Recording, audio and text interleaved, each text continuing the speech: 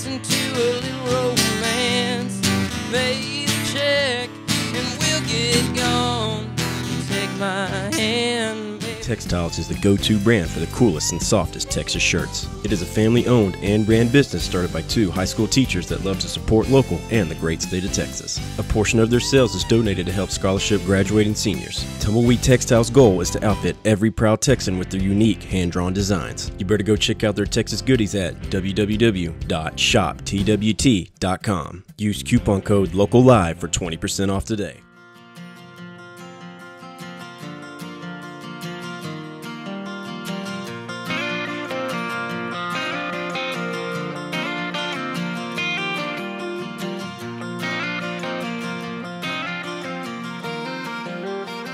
Welcome to Texas Local Live. I'm your host, Ben Martinek. Tonight, Mr. Reed Barton up here cracking jokes with me. How you doing, man? I've been great. You've been great, and you are great right now? Yeah, I'm great right now, too. That's good to hear. We're keeping our beverages cold with Tumbleweed Textiles. Thank you, Tumbleweed. Appreciate that very mucho. Tumbleweed. I'd like to get this thing started off here. Whenever you're done, man, we'll get started with it. Hold on. Let me make a phone call. Yeah, finish up. Yeah, finish up. We'll be here. We'll just quote some movies. movies. I'm going to make a phone call. I'm going to finish this sandwich. I'll be right back. And then I'll be right back. You got to try one of these. Oh, yeah. I like to get into this topic right out of the bat. Why music? What got you into this scene, Reed? It's a heavy question. I mean, it's easy. I couldn't see me doing anything else.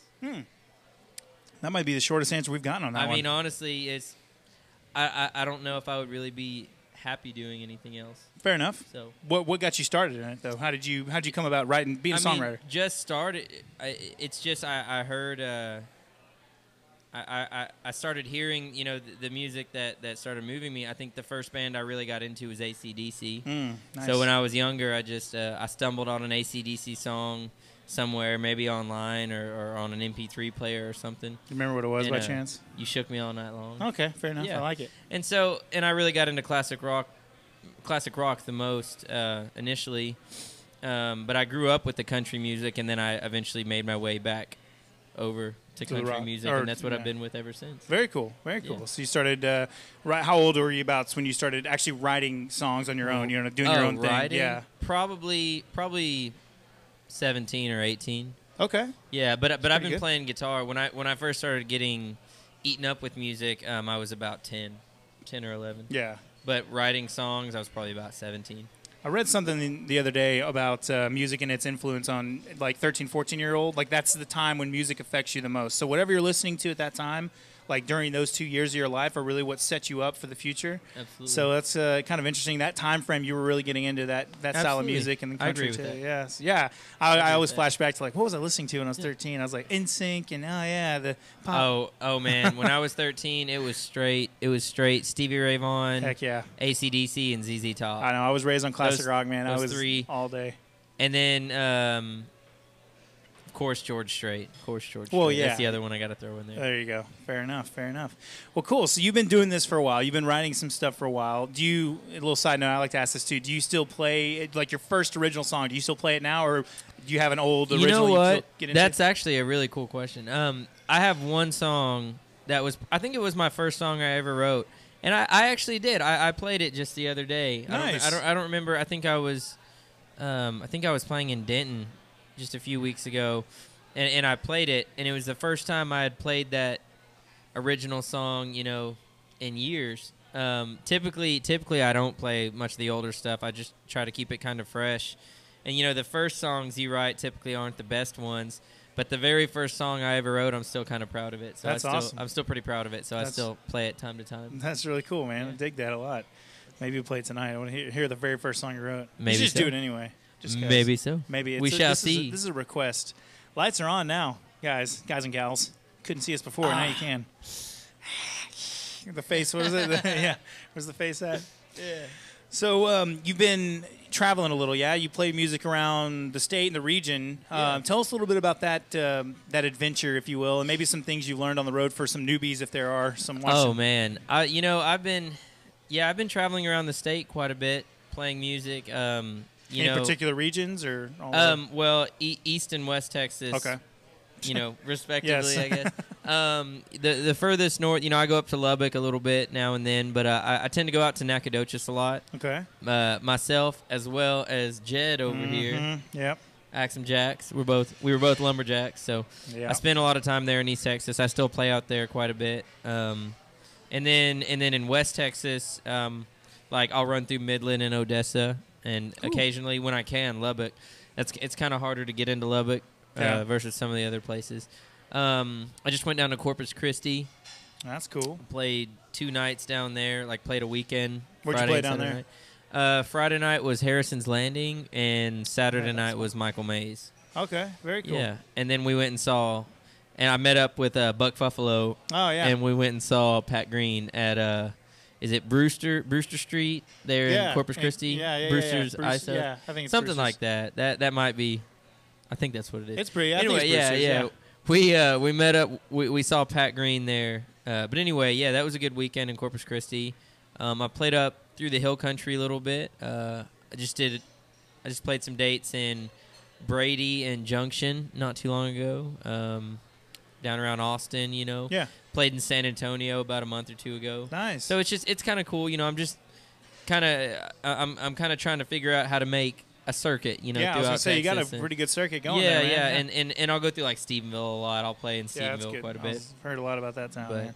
yeah, Very cool. So you've kind of built it up that way. And have you done this all on your own? I'm assuming indie style artists, like you don't have a label necessarily, or anyone like helping you out. know, You're booking all getting into these places. on your own. I run it all myself. I do work with a few independent booking agents. Okay.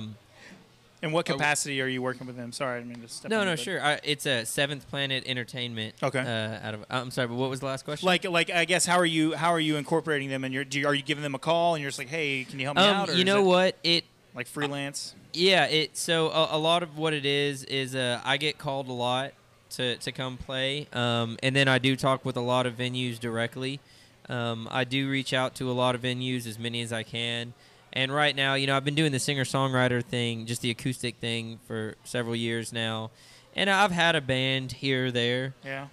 But they've mostly just been like hired guns that I just kind of pulled together for this one show or for that show. So right now I'm kind of waiting for the right time to come along to find the right guys to really Sure. get out on the road with and, start really investing more money into the travel thing. I kind of want to make sure that I have the right guys before I rush that and try to bite off more than I can chew. Do you feel like that's the next progression in your career in terms of music? Is to have a band and to pull them through? Definitely at the top of the priority list. Okay. It's definitely with in the top couple priorities. I would say maybe some of the other ones. I'm working on a new record right now, so just making sure that I have high quality of music because as a musician, as an artist, of course, you have to kind of sell yourself, but the physical product that you're selling is your music. Sure. So no matter what you do in any other aspect of your whole career, the music has to be good. Right. The music has to be good, or it has to be at least high quality. You have to. Or you have to give it your invest. all. You have to put it all. Yeah, into it. and you have, and so you have to start with good music. At least in our scene, you have to start with good music. So that's my biggest priority right now. And then I would say pretty quickly after that, I really need to focus on getting the right guys together, guys that I mesh with on and off stage. Yeah, for So, sure. That's yeah. definitely huge. Well, wish you luck on that, man. If we have anyone watching that's interested, drumming, bass, Come on, man. lead, Come rhythm, on with it. all of it. 5-piece. What do you think? What's your ideal band situation? 3, 5, 4? I mean, I would like the standard, Like you playing rhythm, lead, rhythm, guitar, lead, bass, yeah. drums, and then maybe a utility, maybe like maybe a fiddle or something would be Fiddle. kind of cool. Maybe some steel, Okay. And that's kind of one of those things that we'll start with the basics and we'll build up from there. I don't necessarily have like an image of what I want to do, but I don't have 100% of a clear image of what our sound is going to be yet. That's something that we just kind of need to find. you know? Claiborne suggests accordion, maybe. Oh yeah. How about the accordion? How about the accordion? How about them? No accordion. And cowbell. Cowbell's pretty And the easy. cowbell. And different keys of cowbell. Or Is that a pure country reference? What about the accordion? No accordion. No, of course. What a No. nerd. See, we're gonna be What on a- this. We're what gonna a- have to just pull up YouTube here. what in a minute. nerd. What a nerd. What a nerd. Anyway, now I forgot what we were talking about. Accordions. Oh, yeah. So tell us about the accordion. Yes.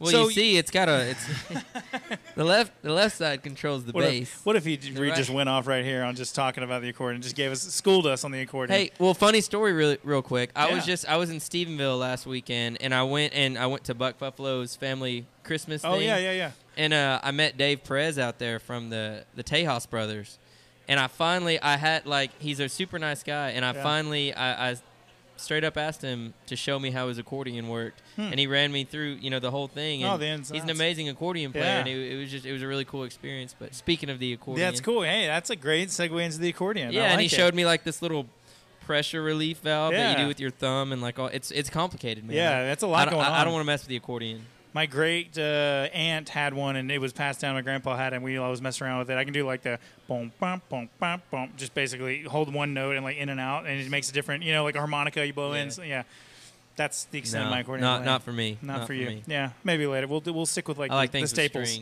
Yeah. Stick with the staples. Yeah. Yeah. Get a nice cello in there in the next band. So I'm learning fiddle right now. Oh, are you really? Yeah. See, you're the utility player. You didn't even know it.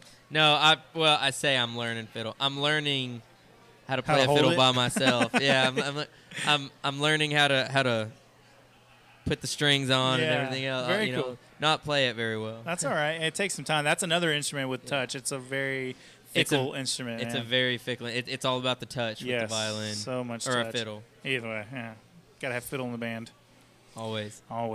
So tell us a little bit about, I guess, some songs you got out, and maybe the new album too, where you're getting that stuff recorded and things of that nature. Oh yeah. So it'll be an EP. Okay. I think we're doing 5 songs. All right.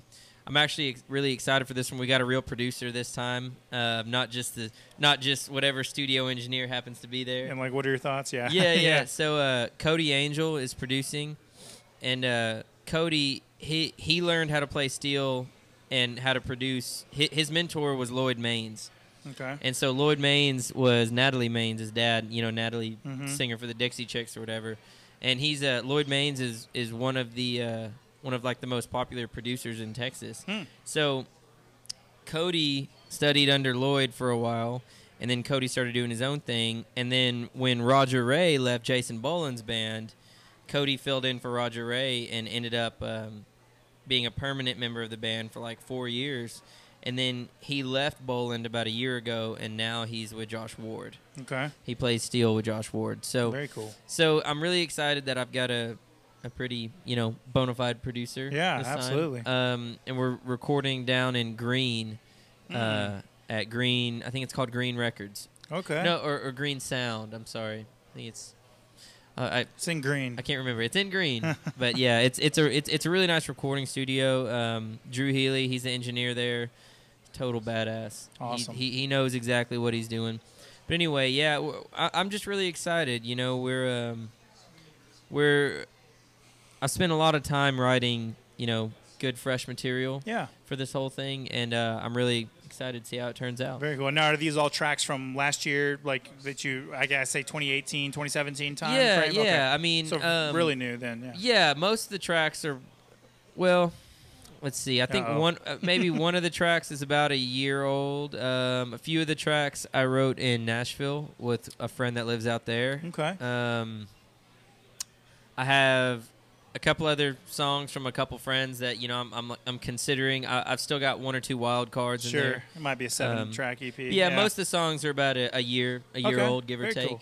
Tell us about the Nashville experience. Yeah, I wanted to talk about that too a little with you. I know you went out there, but yeah. I've been out to Nashville several times. My first EP that I ever made, EP. Yeah. I wasn't. It was kind of rough, but anyway.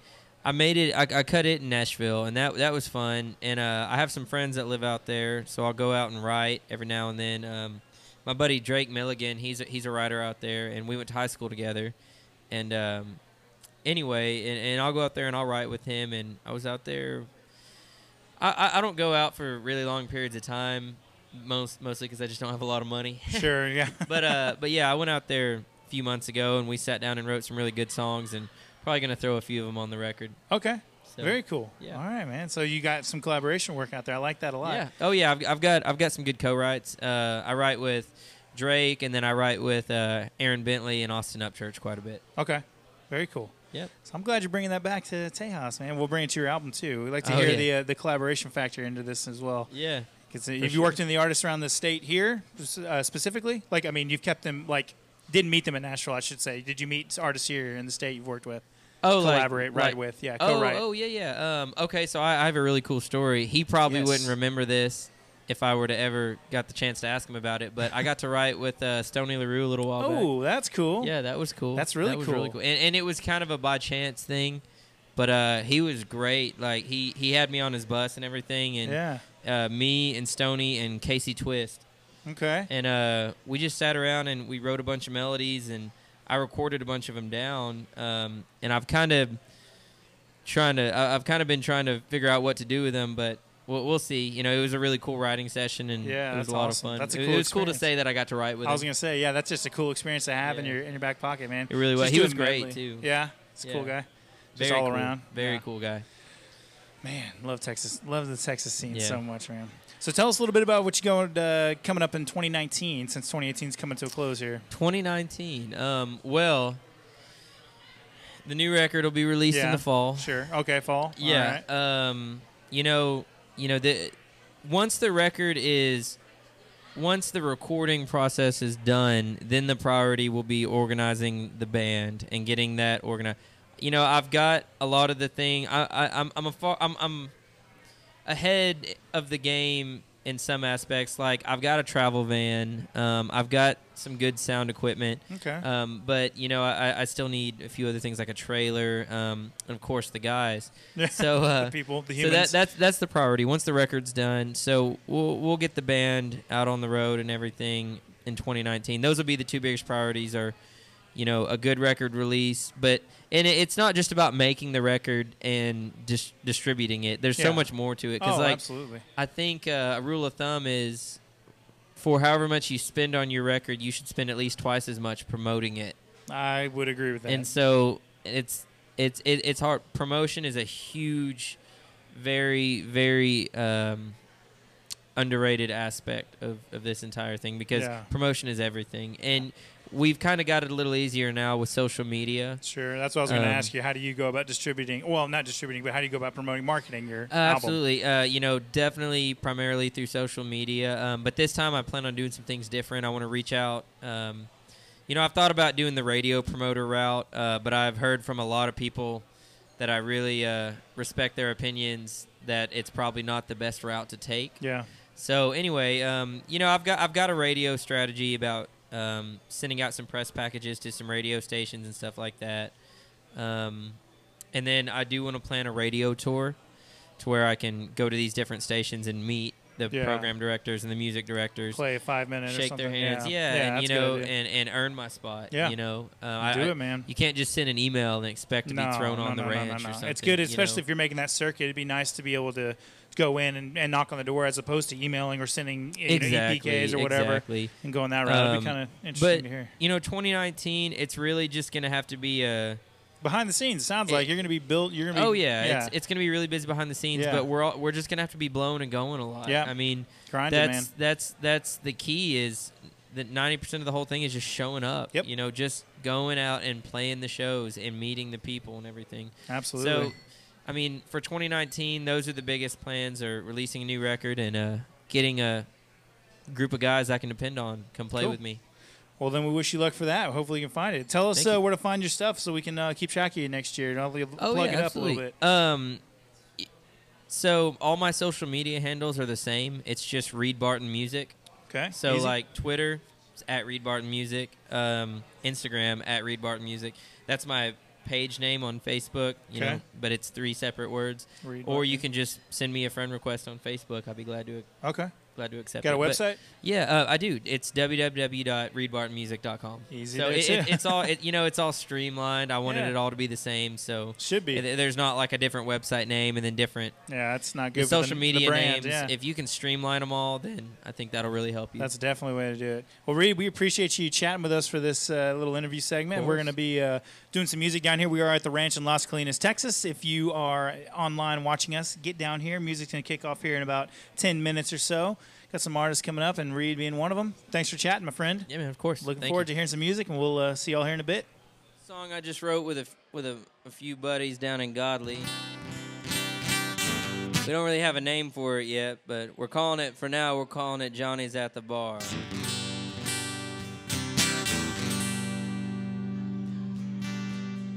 Johnny's at the bar, scanning the room, trying to find a girl under a neon moon.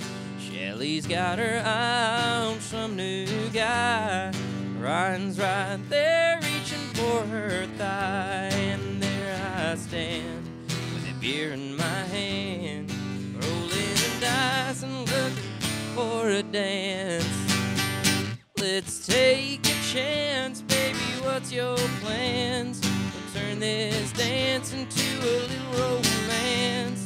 Pay the check and we'll get gone. Take my hand, baby, what's your plan?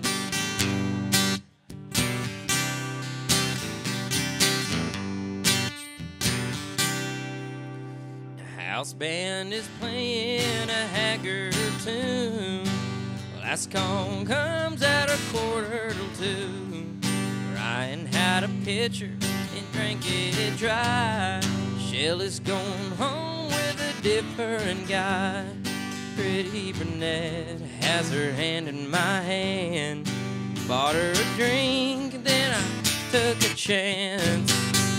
Let's take a chance, baby, what's your plans?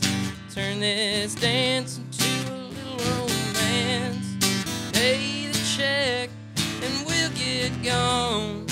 Take my hand, baby, what's your plans?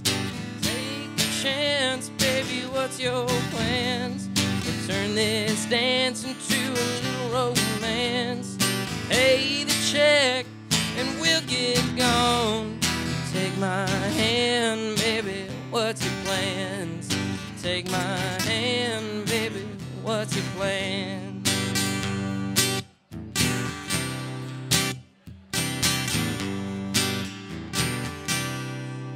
Johnny's at the bar, scanning the room, trying to find a girl under a neon moon.